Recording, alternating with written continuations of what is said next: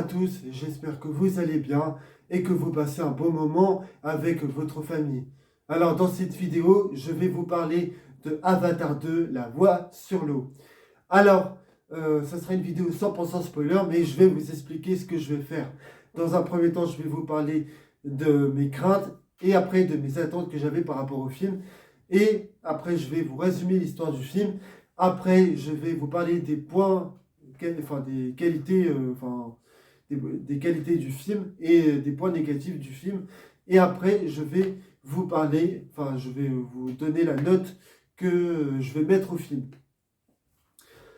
Mais avant de ça, j'aimerais vous demander de liker la vidéo si vous avez aimé, de la disliker si vous n'avez pas aimé, à me dire en commentaire ce que vous avez pensé du film pour savoir si vous êtes d'accord avec moi ou pas. Et si vous n'êtes pas d'accord, bon bah respectez mon avis et ceux des autres dans les commentaires. Je veux bien discuter avec vous, mais dans la bienveillance s'il vous plaît. Et si vous voulez me suivre sur tous les réseaux sociaux, suivez-moi sur Instagram et Twitter. Je mettrai tous les liens dans la description, comme ça vous pourrez aller vous abonner à mon Instagram et à mon compte Twitter. Et donc je vais vous parler des craintes que j'avais par rapport au film. Alors, moi j'avais des craintes par rapport au film parce que James Cameron, on l'avait un peu perdu cette année, enfin ces 10 dernières années, des années 2010 jusqu'à maintenant.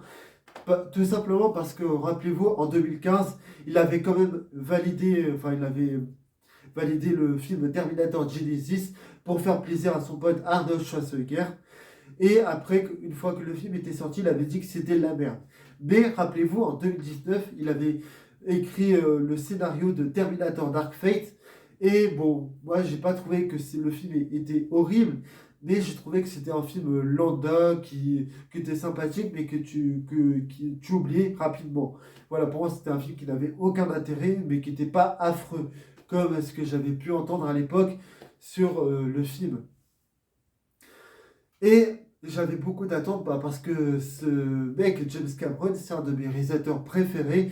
Il a réalisé beaucoup de chefs-d'œuvre dans sa vie. Il a réalisé donc les deux premiers Terminator, à savoir Terminator 1 et Terminator 2, Alien 1 et Titanic. Et il a réalisé aussi le premier Avatar qui est sorti en 2009. Ouais, 2009, si je dis pas de bêtises. Donc, alors je vous avoue que moi, le premier Avatar, je l'avais beaucoup apprécié à l'époque. C'est un film que j'ai regardé des centaines de fois quand j'étais petit et que je prends toujours du plaisir à regarder ce film. Et je suis même allé le revoir quand il est ressorti cette année, en septembre 2021, en 3D. Et vraiment, c'était toujours une merveille au cinéma. Donc maintenant, je vais vous parler de Avatar 2, La Voix sur l'eau. Allez, c'est parti. Avant de te savoir à mes côtés, j'ai besoin que tu sois forte.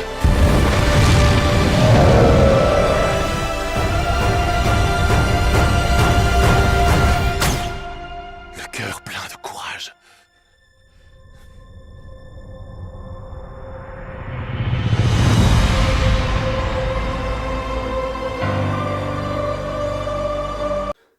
Alors, voilà de quoi nous parle l'histoire de ce Avatar 2. Rappelez-vous, à la fin du premier Avatar, Jake et Neytiri, ils étaient ensemble. Et là, dans celui-là, ils continuent à être ensemble, sauf qu'ils ont eu des enfants et ils ont une vie heureuse et tout, ils s'éclatent. Mais pendant ce temps, il y a les humains qu'on avait vus dans le premier Avatar qui vont revenir sur Terre pour foutre la merde. Voilà. Et donc maintenant, je vais commencer par les points positifs. Allez, c'est parti.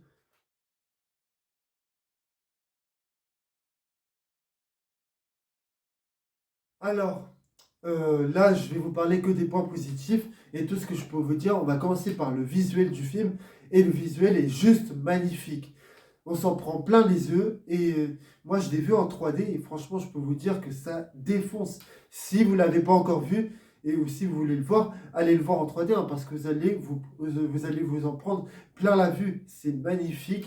Les paysages sont vraiment très bien représentés et ce que j'aime beaucoup, c'est que James Cameron, avec celui-là, il a une réalisation différente par rapport au premier. C'est-à-dire que dans le premier, il y avait beaucoup de couleurs bleues et tout, enfin bleu marine. Et là, il y a toujours cette couleur-là, mais il y a plusieurs d'autres couleurs différentes. Et ça, c'est vraiment, enfin, c'est plutôt une bonne chose.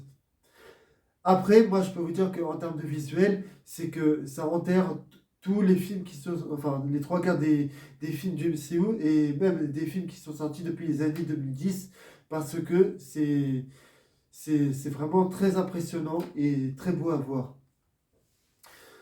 Et la 3D, elle fonctionne très très bien. Et moi, et comme je l'ai vu en 3D, j'étais vraiment impressionné par certaines scènes du film. Moi, j'aime pas la 3D, mais je me suis dit, bon, pour un film comme ça, je me suis dit, ça vaut peut-être le coup d'aller le voir. Et vraiment, ouais, ça vaut vraiment le coup. Donc, et ce que j'aime beaucoup aussi dans le film, c'est qu'en fait, c'est un film qui se repose beaucoup sur le fan service. C'est-à-dire que on prend beaucoup de plaisir à retrouver les personnages qu'on avait aimés dans le un, c'est-à-dire Jake et Neytiri. Et c'est un film qui se focalise beaucoup sur eux et on prend du plaisir à les revoir, à les retrouver et à être avec eux. Et en fait, moi, il y a un truc qui m'a agréablement surpris, c'est que ça se passe juste après le premier, c'est-à-dire que c'est la suite directe du un. Donc, et on va les voir évoluer, enfin, on va voir Jake, Neytiri et leurs enfants évoluer au fur et à mesure du film. Et ce qui m'a beaucoup surpris, parce que moi, je pensais que qu'il y aurait une éclipse entre le premier et le deuxième, c'est-à-dire une éclipse de 5 ans ou dans 10 ans. Et non, en fait, ça se passe tout de suite après le un, mais voilà quoi. Et les effets du rajeunissement sur Sigourney Weaver est juste bluffant. Mais tu as l'impression qu'ils sont allés chercher quelques scènes qu'il y avait avec elle dans le premier film pour la faire rajeunir. Et franchement, ça fonctionne. Et on y croit et c'est extrêmement bien fait. Et tout ce que je pourrais vous dire, c'est que James Cameron, dans ce film, il met bien en avant les environnements et le respect des animaux. Dans ce film, on s'attache vite aux nouveaux personnages qui sont donc les enfants de Neytiri et de Jack, et même à la fille de Grace. Mais bon, ça, la fille de Grace, ça fera partie d'un des défauts dans lequel on en parlera après. C'est qu'en fait, enfin, je passerai au défaut, enfin au point négatif du film tout à l'heure. Et voilà, c'est tout ce que j'avais à dire dans les points négatifs. Donc maintenant, on va passer aux points positifs. Enfin, non, aux points négatifs, pardon. Allez, c'est parti.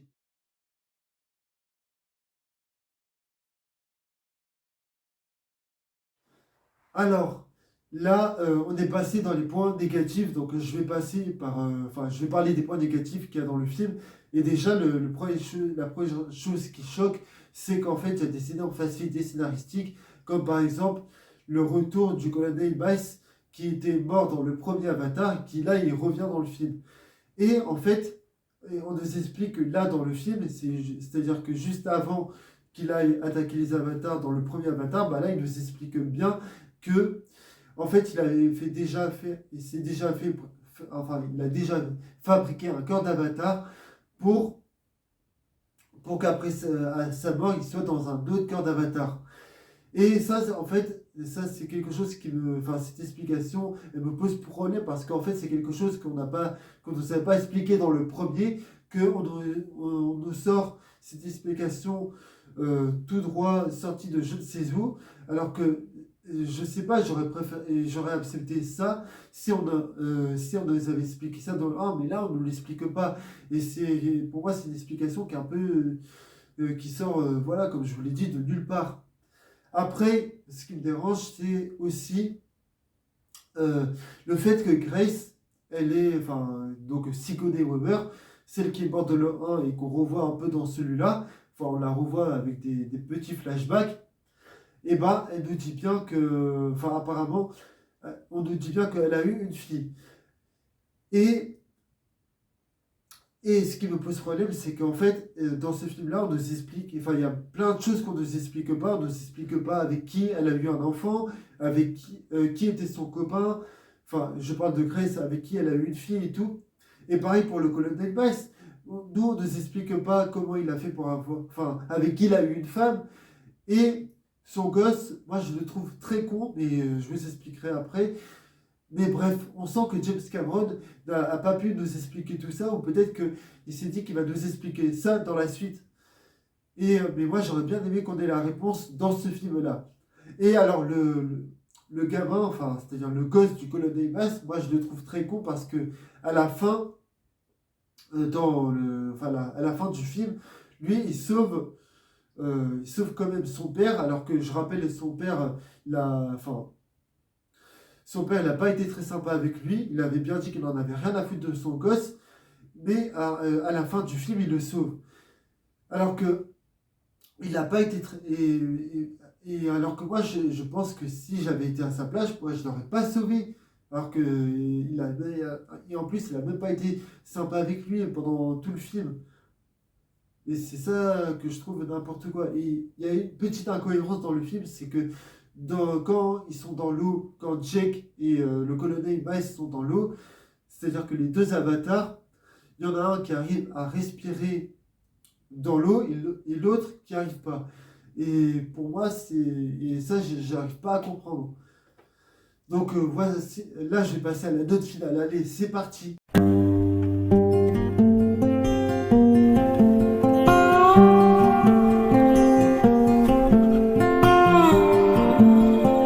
Donc voilà la note que je vais mettre au film. Pour moi, ça sera un 14 sur 20 ou 14,5, allez. Ou allez, je vais être gentil, je vais mettre 15. Donc moi, je vous dis à la...